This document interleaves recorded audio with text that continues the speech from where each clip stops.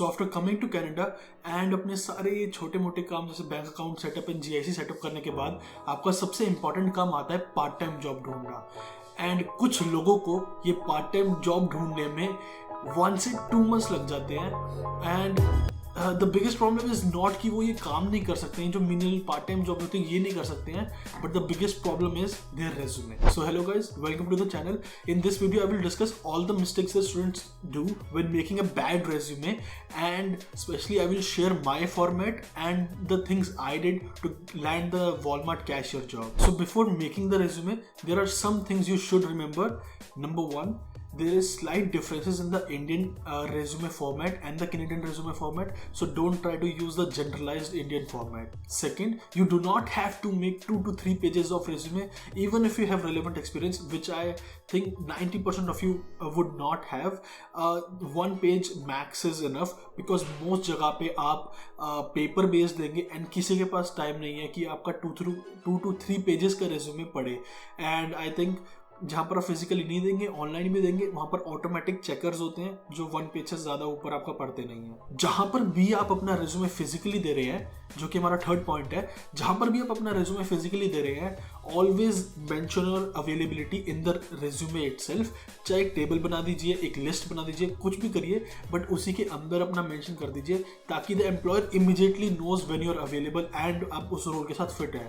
Last but not the least, you can use any layout you want as long as it fits the Canadian standards, and आप कोई भी format use कर सकते हैं, but make it simple and easy to read. Most of the resumes which you submit online, like आप Walmart, McD, Burger King, ऐसे कहीं पर Tim Hortons ऐसे किसी भी प्लेस पे आप सबमिट करते हैं, that is read by a machine first, then the employer, the human itself. So वो मशीन को अगर आप बहुत ज़्यादा कॉम्प्लेक्स बना देंगे तो वो आपका टेक्स्ट रीड ही नहीं कर पाएगी, तो आपका ऑटोमेटिकली रिजेक्ट हो जाएगा आपका resume. So now let's get started with the 5 main sections. Number 1, header. Header should include just 3 main informations: your name, your phone number and your email. That's it, nothing else, no extra information. आपको कोई अपनी profile picture नहीं लगानी है, कोई LinkedIn profile, कोई portfolio बिल्कुल नहीं डालना है इसके अंदर। सीधा आपका नेम, आपका फ़ोन नंबर एंड आपका email ID. So that's it. और ये भी बस इसलिए क्योंकि आपको वो कॉन्टैक्ट कर सके। Again you can use any layout to present it, but उसी को यूज़ करिए जो कि ईजी टू अंडरस्टैंड हो एंड ईजी टू रीड हो एंड इमीडिएटली आपका नाम उसको पता चल जाए। Second section which is the experience section, and बहुत सारे लोग शौक होंगे कि अब सेकेंड सेक्शन ही एक्सपीरियंस की होगी तो अबाउट और एजुकेशन आएगी। नहीं, the biggest mistake students make is that they don't get to the point. तो आपको फटाफट आपने अपना नेम, फोन नंबर, ईमेल बताया and then tell your relevant experience, that's it. If you try to include your education, you try to include your about section, वो बहुत ज़्यादा इतना आपको पता ही होगा कि हर एक एम्प्लॉयर 10 सेकेंड से ज़्यादा किसी रेज्यूमे पे नज़र नहीं डालता है। तो even for the main jobs you have to do this, just put your education and then about your experience, but part-time jobs के लिए भी just your name, your header details and then your experience section, that's it. For the layout of it, you can again use any layout you want, but make sure to include the time period, the company, the place and the position you had. One more important thing, that only include bullet points and definitely add action words like teamwork, communicated, handled, like these words you will find more on internet. Coming to your experience, you do not have to include your irrelevant experience. Irrelevant का मतलब कि no one cares about your programming skills when you're applying to a job at Walmart. आपको trucking, जब आप trucking से unload कर रहे हैं तो आपकी प्रोग्रामिंग स्किल्स कोई काम नहीं आने वाले हैं, तो only include relevant skills. Like me, आप में से बहुत सारे लोगों के पास ये मैकडी या बर्गर किंग का कोई एक्सपीरियंस नहीं होगा इंडिया में, तो you don't have to actually include this experience. You can include your internship experience, your group projects, your just so that you can display your teamwork. आप अपना teamwork बता पा रहे हैं, आप अपने communication skill display कर पा रहे हैं, that's it, that's fine actually. Again, this last point is for those who still want to include some relevant experience, and you have to take this point with a pinch of salt कि अगर आप कोई भी इधर उधर से, if you know what I mean, experience add कर रहे हैं, so don't be the greatest employee you have ever been and आप सब कुछ हैंडल कर रहे थे, just include आपने आपकी रसोई में काम किया, आपने मैकडी में काम किया, even if you haven't, just include the basic points and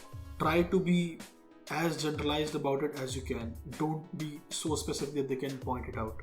Next comes the skill section. Again, in this skill sections, you don't have to go overboard and try to tell everything about yourself, like your programming skills, your technical skills related to the programming. इसमें आपको बस अपने skills बताने हैं जो which is again relevant to the job you're applying to. So technical skills like MS Excel, MS Word, PowerPoint, that is fine. And then your functional skills like sales, customer service, communication, and customer handling. Fourth section finally should be your education, so that the employer knows what you're doing right now and what's your status in Canada. So आप अपनी bachelor's include कर सकते हैं if you have a bachelor's, and then you can include the current education. Last section, which is the super important section, your availability. Not many people include this, so this will definitely give a boost to your resume. आप अपना एक availability आपको screen पे भी अभी show हो रही होगी, इस तरह आप टेबल की फॉर्म में आप शो कर सकते हैं, और आप एक लिस्ट भी बना सकते हैं कि किस किस दिन आप कब कब अवेलेबल है, so that employer definitely knows कि अगर उसको मंडे टू फ्राइडे आप चाहिए इस टाइम पे, तो ही नोज कि यार ये बंदा तो आ ही सकता है. So, which is amazing. That's it.